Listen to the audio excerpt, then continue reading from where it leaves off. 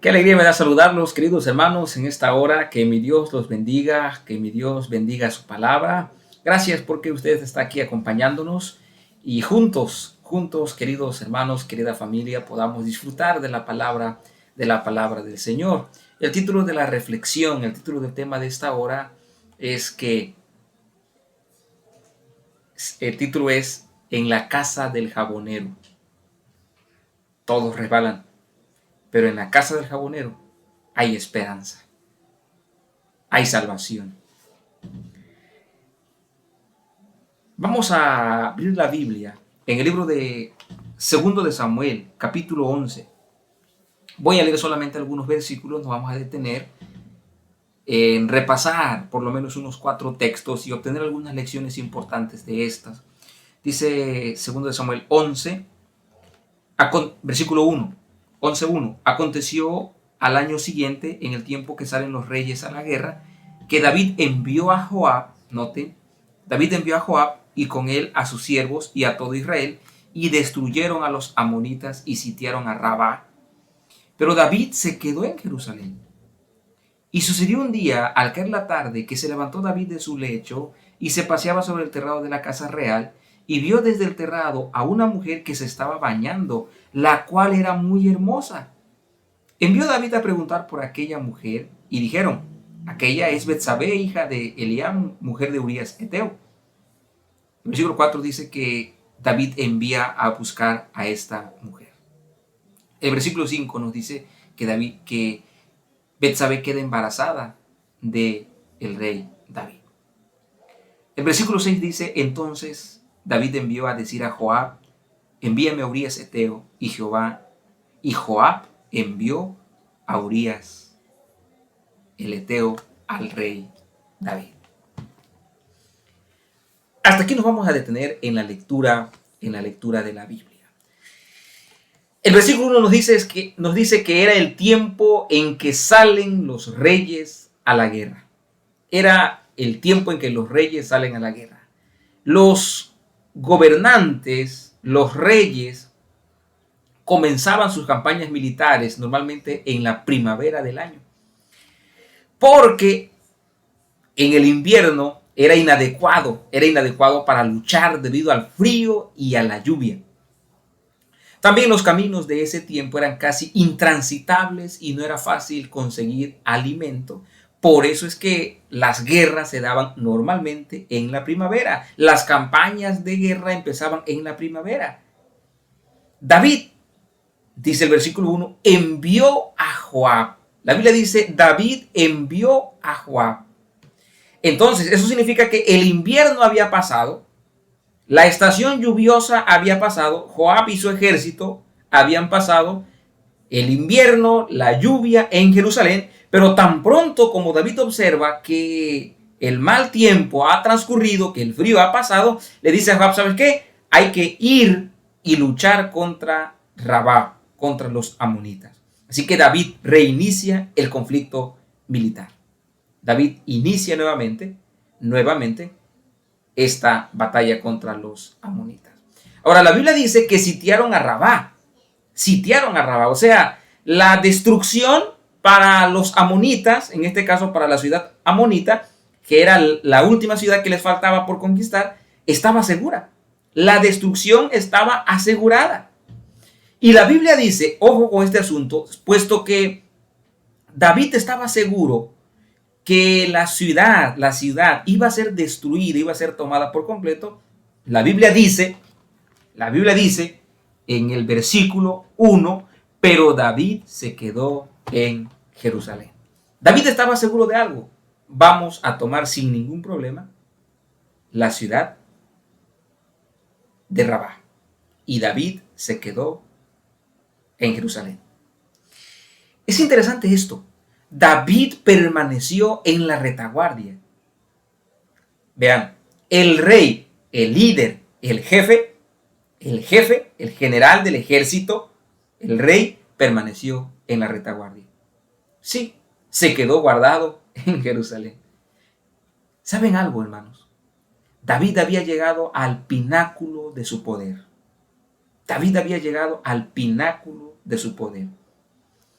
Él había sometido a sus enemigos por todos lados, por todos lados.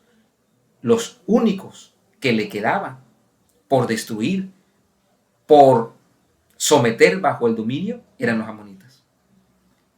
Y estamos diciendo que esos últimos, que eran los amonitas, en poco tiempo serían completamente dominados. Por lo tanto, David estaba rodeado de los frutos de la victoria, recibiendo el homenaje y la aclamación de su propio pueblo y de las naciones circunvecinas, y con sus cofres rebosantes del tributo que afluía de sus enemigos derrotados. Ojo, estaba rodeado de los frutos de las victorias, rodeado de victoria. El éxito lo perseguía, el homenaje, la aclamación. Sus enemigos vecinos reconocían que el rey David era el soberano. Tenía sus cofres rebosantes de tributo, o sea, le llegaban sin lástima los tributos, los intereses que él cobraba. Entonces, David vivía una vida de comodidad y complacencia. ¿Escucharon bien? David vivía una vida de comodidad y complacencia. Dos cosas importantes con respecto a la vida de David. Vivía en la comodidad y en la complacencia. Comodidad y complacencia. Comodidad y complacencia. Dos palabras que están unidas para destruir a cualquier persona. La grandeza de su triunfo lo expuso a su peligro máximo. La grandeza de su triunfo lo expuso a su peligro máximo. A veces el problema no es estar en lo más bajo, familia, hermanos. El problema del ser humano no es vivir en la zona más baja. El problema de nosotros los seres humanos empieza cuando escalamos las alturas, cuando llegamos a la grandeza, cuando llega el triunfo, cuando llegan los éxitos. Ese es el problema de nosotros los seres humanos. El problema de nosotros los seres humanos no es que no sepamos vivir en la derrota o en los fracasos. El problema de nosotros los seres humanos es que no sabemos vivir. No sabemos vivir cuando todo va bien, cuando hay éxito, hay victoria. No sabemos vivir.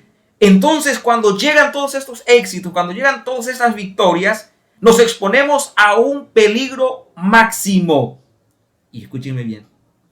Satanás eligió ese momento para poner delante del rey de Israel una tentación que habría de causarle profunda humillación y desgracia. En el momento de la victoria, en el momento cumbre, Satanás planeó una tentación que habría de causarle profunda humillación y desgracia.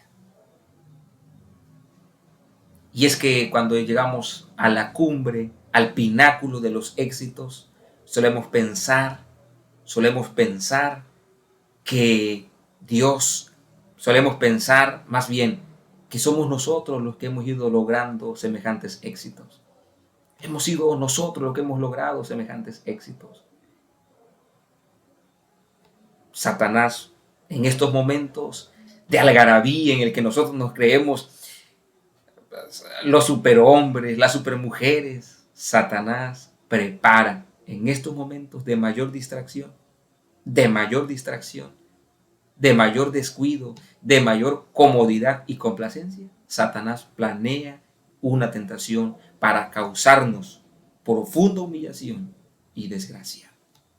Aquí hay algo que quiero que tú anotes allí en el chat, en la caja de comentarios. Yo quisiera que tú anotes lo siguiente. Hay un enemigo mayor que los hombres.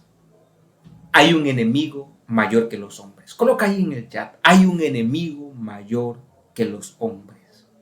Coloca allí, para que no se te olvide. Hay un enemigo mayor que los hombres.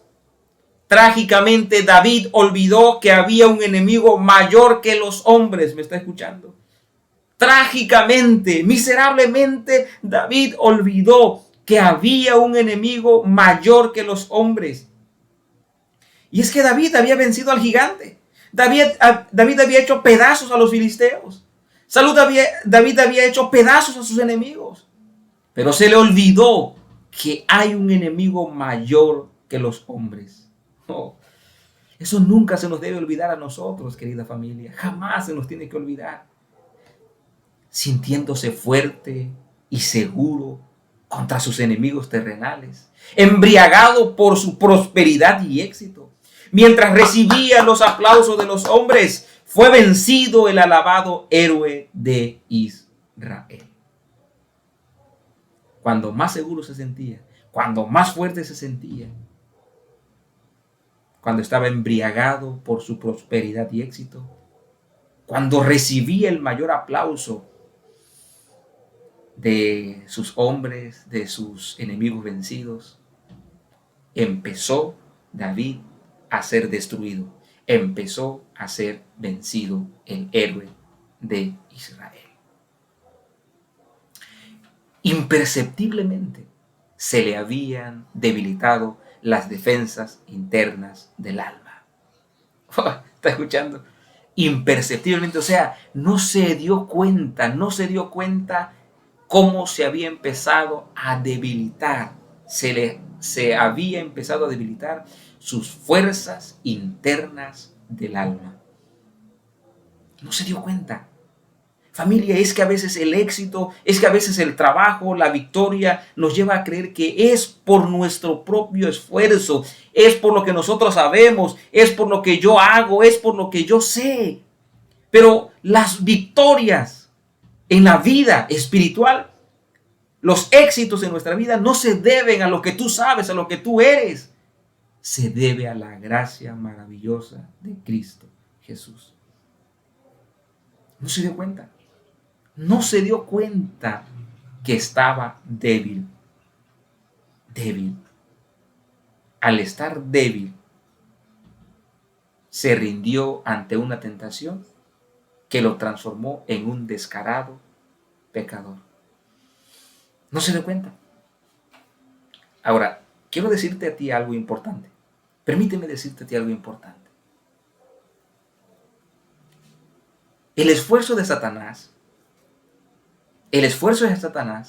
no consiste en poner a nosotros una botella de alcohol, una cajetilla de cigarros, ponernos en nuestra mano el celular para que escuchemos canciones, ponernos la televisión para que veamos series, novelas, películas, etcétera, etcétera. No nos pone allí un montón de billetes para que nosotros podamos robarlos. No. El éxito de Satanás, óigame bien, no consiste en ponernos todo en charola de plata. La mayor búsqueda de Satanás consiste en separarnos de Dios. El mayor esfuerzo de Satanás para con nosotros los seres humanos consiste en separarnos de Cristo Jesús. Porque Él sabe que cuando nosotros estamos unidos, cuando usted se mantiene unido a Jesús, usted puede seguir cosechando éxito, usted puede seguir cosechando victorias, su negocio puede ir avanzando bien, su hogar puede ir avanzando bien, su matrimonio puede ir avanzando bien, usted va a ir bien en la universidad, usted va a ir bien en la escuela, donde usted vaya va a ir bien. Cuando usted se mantiene unido a Cristo Jesús, va bien. Satanás se preocupa no por ponerle un examen para que usted se copie, no para ponerle para que usted robe, no, la mayor preocupación, el alfiler que Satanás usa contra nuestro globo se llama romper. O sea, lo que él quiere es romper nuestra relación estrecha con Cristo Jesús. Porque Él sabe que cuando rompe nuestra relación con Cristo Jesús, o sea, cuando usted y yo dejamos de estudiar la Biblia, dejamos de orar, entonces Satanás sabe, Nemorio está listo para la caída. Nemorio está listo para la caída. Juan está listo para la caída. María está listo para la caída. Él lo sabe muy bien. Él lo tiene bien, pero bien definido. Cuando nosotros nos separamos de Jesús, entonces, familia, nosotros estamos listos para la caída. Porque al igual que David, empezamos a creer que los éxitos llegan porque nosotros somos buenos, porque nosotros somos sabios, porque nosotros somos inteligentes, porque nosotros nunca vamos a caer, porque a nosotros no nos va a pasar eso, porque a mí no me va a pasar, porque sí, usted ha visto cómo otros han caído, pero a mí no me va a pasar. Eso le pasó a él porque se descuidó, eso le pasó a él porque él es un tonto, él cayó porque es un tonto, él cayó porque aquí, por allá. Nos olvidamos que en la casa del jabonero es posible que todos caigan, es posible que todos caigan. Por eso es que él imperceptiblemente empezó a separarse de Cristo Jesús, el que le dio la verdadera victoria contra Goliat. Fue Dios el que le dio la verdadera victoria sobre Goliat, sobre todos los filisteos, sobre todos sus enemigos. Fue Dios, no fue él, no era Joab porque era muy bueno como general. No, en la verdadera victoria se lo dio Dios. El versículo 2, el versículo 2 nos presenta una frase en la cual todos hemos llegado en algún momento. El versículo 2 dice, al caer la tarde. Al caer la tarde. Óyeme bien. Al caer la tarde. Coloca ahí en el chat. Al caer la tarde. Coloca allí. Al caer la tarde. Al caer la tarde. ¿Qué pasó al caer la tarde, familia? Ojalá tú y yo nunca lleguemos al caer la tarde. Pero la mayoría de nosotros tenemos un renglón, una línea que dice al caer la tarde. Y la Biblia dice en el versículo 2, oh mis amados hermanos, un día al caer la tarde, un día al caer la tarde. La mayoría de nosotros pasamos por este renglón triste. La mayoría de nosotros pasamos por esta etapa triste al caer la tarde. Al caer la tarde se levantó David. Probablemente terminó la siesta de mediodía. Se acababa de despertar y entonces se le hizo fácil rodear, pasearse por el terrado de su casa. Sí, al caer la tarde, familia, todos hemos pasado por este renglón oscuro en algún momento. Ojalá tú nunca pases por este renglón oscuro al caer la tarde. Sí, David se empezó a pasear, empezó a pasearse por su terrado. Lo más seguro, pues, es que su palacio sobresalía por encima de las casas de sus vecinos. Y entonces la Biblia dice que él observa a una mujer que se está bañando. Él la observa. Él la observa. Cuando él la ve, no desvía su mirada. Él se queda allí, clavado, observando a la mujer que se está bañando. Él se queda allí observando a la mujer que se está bañando. Y el versículo 3, familia, por eso digo, la mayoría de nosotros pasamos por ese renglón oscuro de nuestra vida al caer la tarde. Al caer la tarde. El versículo 3 dice que mandó a preguntar por aquella mujer. Mandó a preguntar por aquella mujer. Cuando surgió la tentación en la mente de David, David no resistió la tentación. Él vio a la mujer que se estaba bañando, él la observó, la codició, no desvió la mirada, y al contrario dijo, hey, esa mujer me gustó, yo quiero estar con ella. Y entonces él mandó a preguntar, él descendió del terrado y dijo, hey, ¿saben qué? Quiero que me investiguen, ¿quién es esa mujer? Él descendió del palacio determinado a realizar sus malos pensamientos. Bajó del palacio determinado a realizar sus malos pensamientos. Por eso digo, familia, el mayor problema de nosotros, el pecado comienza cuando nosotros nos separamos de Jesús. Es que la unión con Cristo Jesús mantiene un cerco protector. Mantiene un cerco protector. Pero cuando nosotros nos separamos de Jesús, entonces quedamos libres para que Satanás llegue y ponga su coartada perfecta al caer la tarde. Cuando más cómodos, cuando más complacientes estamos, cuando sentimos que las cosas marchan bien, prepárate para la mayor prueba que el Satanás va a enviar a tu vida. Él descendió para realizar sus malos pensamientos. Y la Biblia dice en Marcos 8:33 cómo es que David pudo haber resistido a la tentación. David le pudo haber dicho: quítate de delante de mí, Satanás. Cuando él vio a la mujer, y él empezó a pensar en que quería estar con esa mujer, David pudo haber dicho a Satanás: quítate de delante de mí. Pero en lugar de resistirse a esta tentación, escuchó al seductor y le obedeció en vez de obedecer a Dios. Oh, familia querida, si David se hubiera detenido por un momento, si David se hubiera detenido por un momento, si David se hubiera detenido por un momento, si hubiese elevado los pensamientos al cielo en oración, si hubiese concentrado la mente en las responsabilidades de su cargo real, o si se hubiera entregado al manejo de los asuntos de Estado, habría quebrantado el encanto del enemigo. Aquí encontramos algunos asuntos importantes. David pudo haberse puesto a pensar, detenido a pensar. Hey, primero, Señor, quiero mandar a preguntar por esta mujer. Quiero preguntar por esta mujer que se está bañando. Pude haber platicado con Dios: Señor, quiero mandar a preguntar por esta mujer, pero aparta estos pensamientos inicuos de mi vida. Al caer la tarde, cuando quieres separarte de tu esposo, de tu esposa, allí piensa: Señor, yo quiero separarme, pero por favor, libérame de estos pensamientos diabólicos.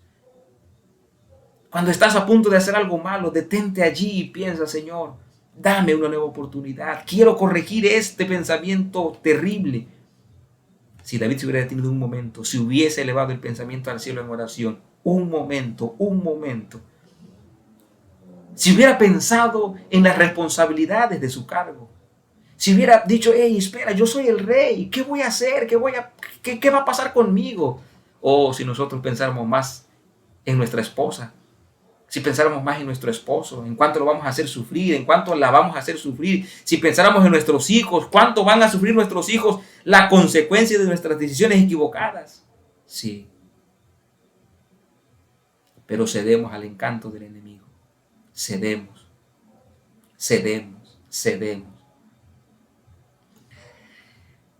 La conducta de David, en este caso, es un triste ejemplo de lo que puede ocurrir a una persona piadosa cuando abandona al Señor, aún por un momento. La conducta de David en este caso es un triste ejemplo de lo que puede ocurrir a una persona piadosa, cuando abandona al Señor, aún por un momento. La historia de David entonces a nosotros nos enseña, familia, que en la casa del jabonero es posible, sí, es posible que nosotros caigamos. Esta historia está escrita aquí para enseñarnos a nosotros, para decirte María, para decirte Carlos, para decirte Margarita, para decirte Juana, para decirte Matilde, para decirte Kelly, para decirte el nombre como tú te llames. Está aquí escrita para decirte que si tú abandonas al Señor por un momento, tú también puedes caer.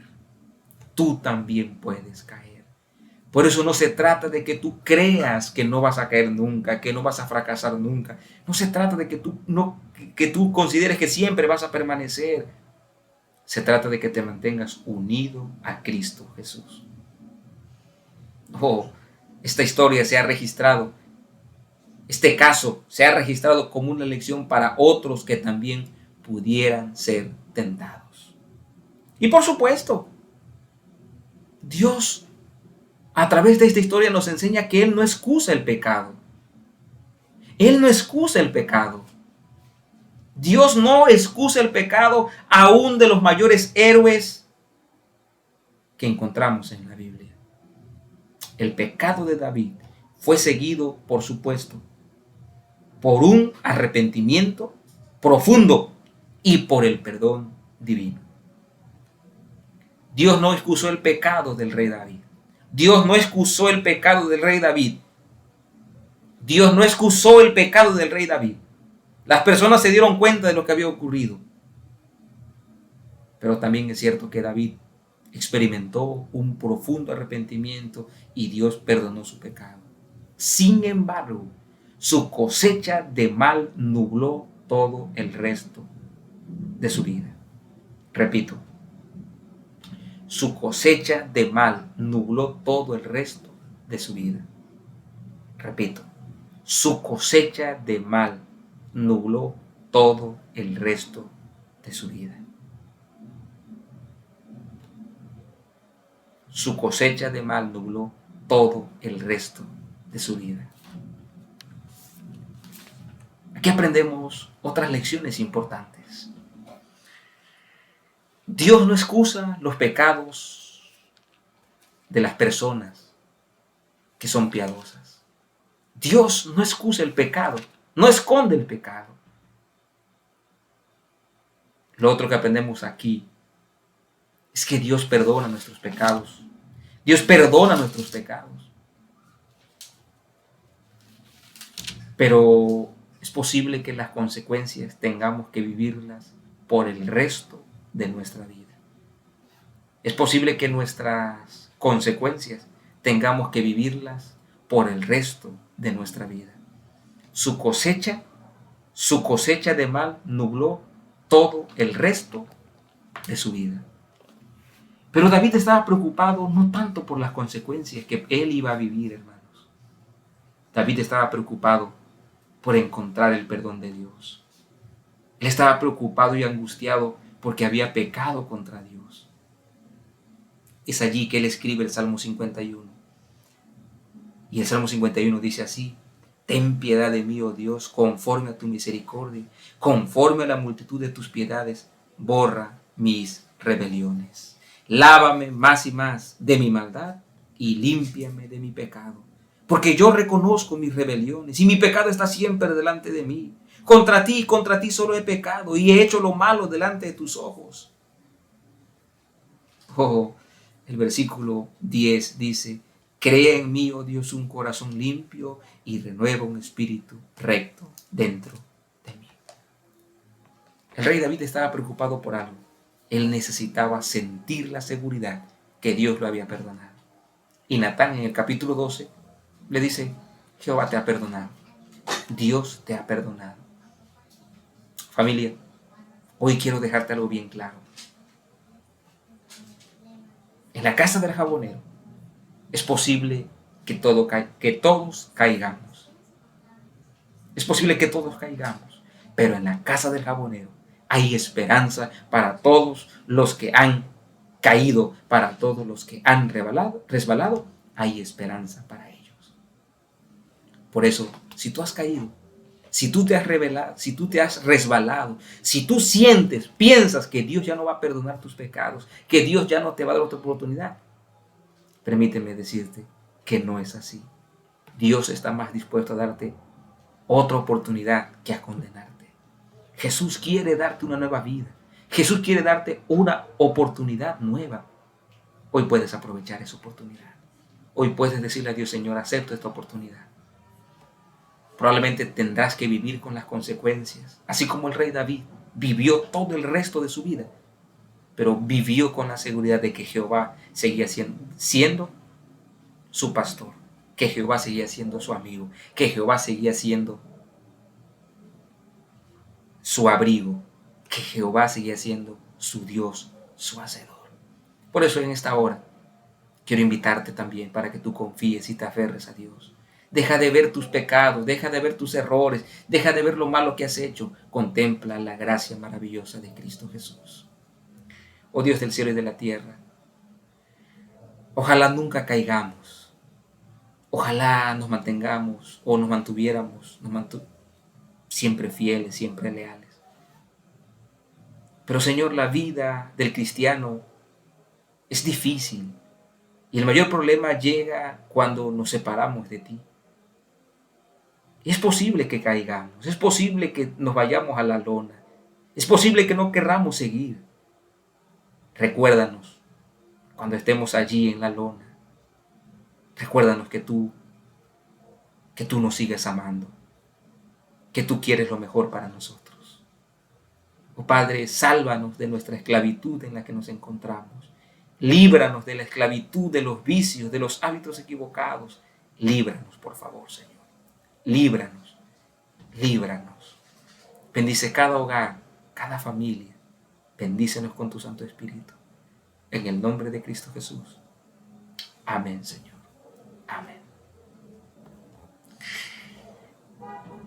Muy bien, mis amados hermanos, que mi Dios los bendiga, que mi Dios los acompañe en todas sus actividades. Hoy, su amigo Nemorio Machucho González, y como siempre, les deseo lo mejor de lo mejor. Hasta pronto.